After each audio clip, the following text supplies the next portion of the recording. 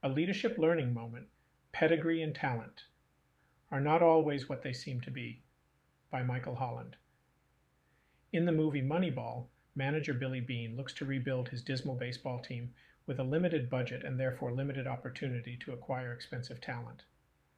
He decides to gamble on a methodology to look deeply at what types of players and activity he needs to be successful, which brings him to recruit inexpensive players who can get on base, but aren't seen as elite or even very good players. Long story short, he creates a successful team at a much lower cost. But he must relearn how he will lead because he has a different kind of team. Busy leaders go into the recruiting process, attempting to hire well and as quickly as possible. Often they are looking for a certain pedigree that's worked in the past, or for one that is dictated by senior leadership or the cultural peer pressure of their organization. This pedigree often requires that the potential employee has attended a certain tier of colleges, has a certain job history with companies X, Y, and or Z, has a certain degree or combination of degrees, has obtained a GPA or SAT scores above a specific level, has been awarded an MBA from a prestigious business school. But pedigree is not always the indicator of talent or success, though it certainly can be a great CYA in the hiring process.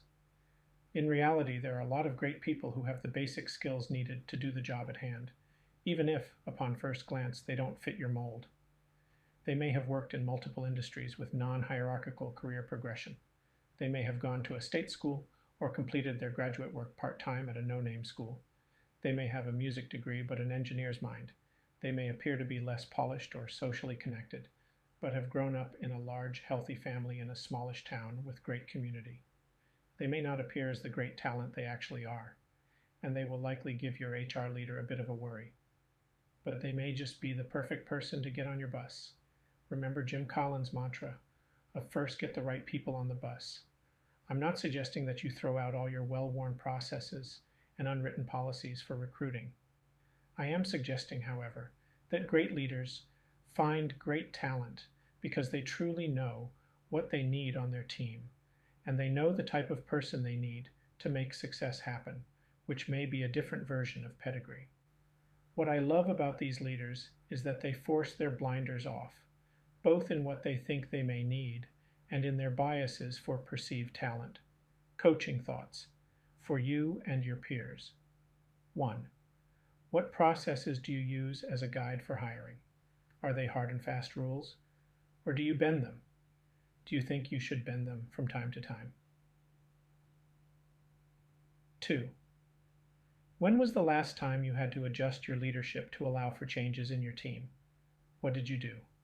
How might you need to relearn your leadership now? And 3. Have you ever been surprised by an employee who didn't match your expectations, either going way above or way below them?